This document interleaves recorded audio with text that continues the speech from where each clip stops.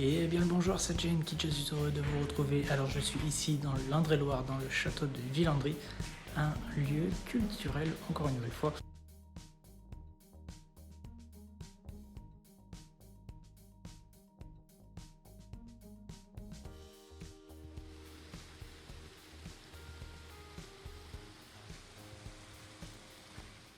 Et bien le bonjour, c'est Giant Kid, je suis heureux de vous retrouver. Alors je suis en voix off sur cette vidéo de Villandry et son château. Nous nous retrouvons toujours dans la région Centre-Val de Loire et le département de l'Indre-et-Loire. Alors avec cette voix off, je vais rentrer dans les détails du château par rapport à l'histoire de la ville, de son histoire et de sa construction. Alors, on appelle un habitant de Villandry un Colombien ou une Colombienne. Alors rien à voir avec la Colombie je suppose, mais c'est intéressant de le dire, c'est insolite quand même. On est là pour trouver des infos insolites, les amis, j'en ai trouvé une, elle est importante. Alors faire comme la vidéo de Dieppe c'est un peu compliqué, je vais faire un thème. Alors du coup, pour parler un peu géographie, la ville est située à environ 15 km de Tours et au sud-ouest de Paris, environ 250 km. Alors à vol d'oiseau ou à vol de train, peu importe. Elle est traversée par le Cher et bordée par la Loire. Les deux se rejoignent au nord-ouest de la commune. Ça a l'air superbe. Je ne savais pas du tout quand j'ai tourné cette vidéo, j'y retournerai forcément pour refaire la suite des jardins. C'est magnifique. Alors l'histoire de la ville est très grande. Il y a eu des Romains, des Celtes, des rois ici même. À une époque, la ville de Villandry était appelée Villa Andriaca, puis renommée en Villandry en 1639. À une époque, le bourg et le château sont dénommés Colombier ou Coulombier. C'est pour ça qu'il y a le nom des Colombiens. C'est aussi ici que le 4 juillet 1189 eut lieu la paix des Colombiers. C'est signé dans le château. C'est Henri II Plantagenet, roi d'Angleterre, qui vient devant Philippe Auguste, roi de France, reconnaître sa défaite. Alors il va être temps de faire la transition avec le château. Alors pour ce château, c'est un château de plaisance du style Renaissance, Louis XV.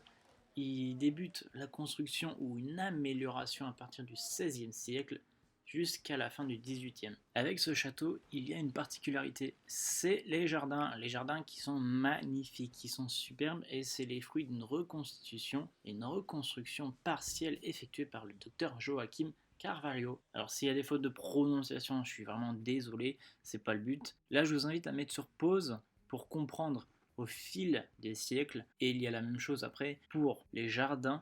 Profitez-en, mettez sur pause, c'est ultra intéressant d'avoir des informations directement à l'écrit et en visuel.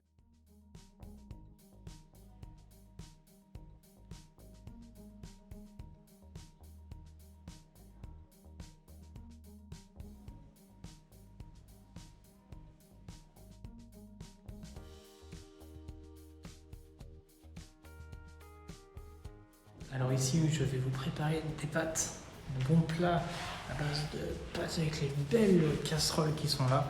On se retrouve un peu plus tard, peut-être pour la fin de la cuisson des pâtes.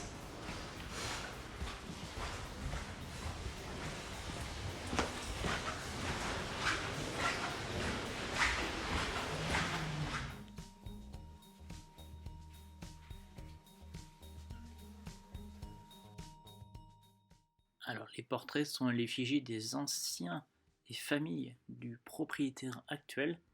Il y a plein de choses comme ça dans ce château qui appartient à un particulier directement, avec la vue magnifique sur ces beaux jardins. C'est vraiment sublime, on se retrouve quand même dans un monde, waouh, c'est sublime.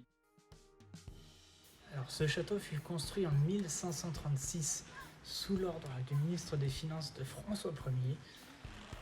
Et regardez un peu ce paysage, c'est sublime. En même temps, tu m'étonnes qu'ils ont construit ici, c'est superbe. Avec ce magnifique jardin qu'ils ont construit au fil du temps. Et c'est superbe. Clairement, venez visiter. Je vous ferai une voix off comme d'habitude. Et nous, on se retrouve plus tard à la fin de la vidéo pour faire un débrief. Voilà.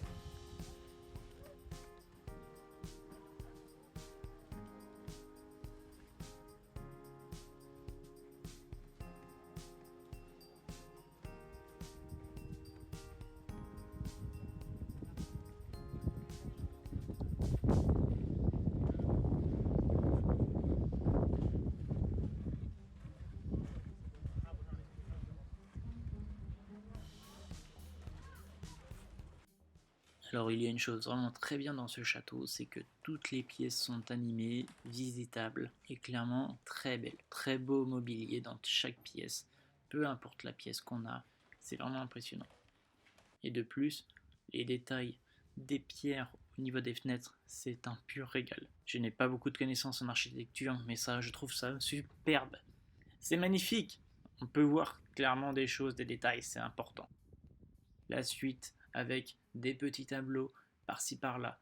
Il y en a beaucoup, beaucoup, beaucoup dans ce château qui est vraiment sublime, superbe d'ailleurs, je dirais ce mot, car toutes les représentations de ce lieu sont vraiment sympas à voir.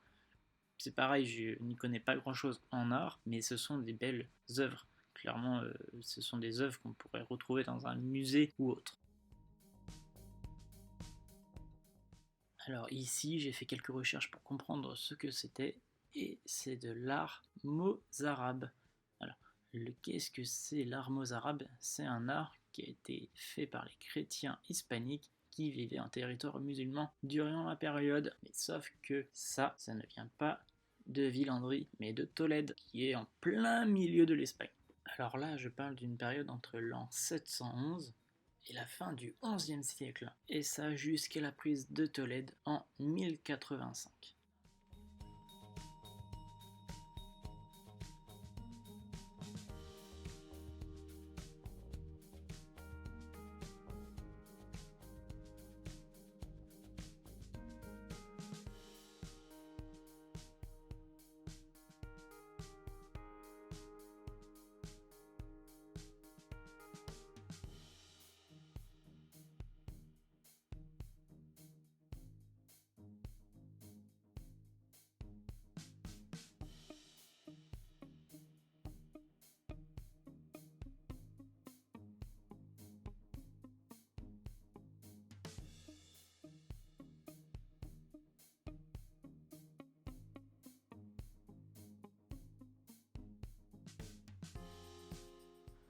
Alors, petit clin d'œil à mes amis photographes, venez ici faire de l'art, de la photographie, vraiment, ou même de la vidéo, c'est vraiment très agréable. Les mélanges de couleurs et même la vue panoramique sur le reste de la ville de Villandry est vraiment sublime, c'est vraiment agréable à voir. Aujourd'hui, il faisait super beau, même si malgré tout il y avait quelques nuages et quelques perturbations avec du vent, c'est dommage.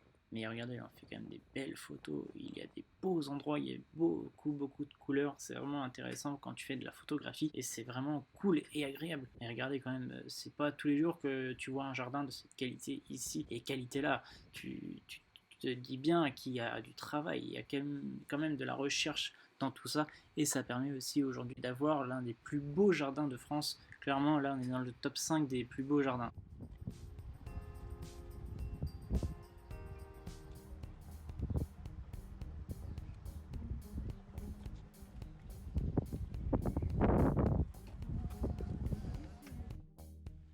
Alors pour la dernière partie de la vidéo, nous sommes sur le toit panoramique des donjons, seul vestige qui reste de l'époque du Xe siècle de ce petit château. Alors il a été détruit à maintes reprises pour en faire un superbe château de la Renaissance, avec en guise un petit cours d'eau, de la rivière, de la forêt, un peu de jardin, et on a un superbe château aujourd'hui.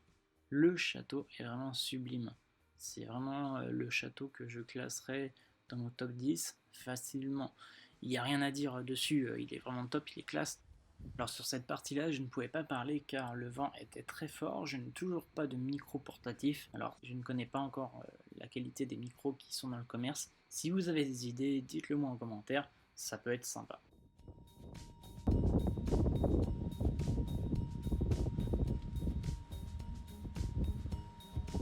Alors petit débrief, je sais pas du tout si le son va être correct ou pas.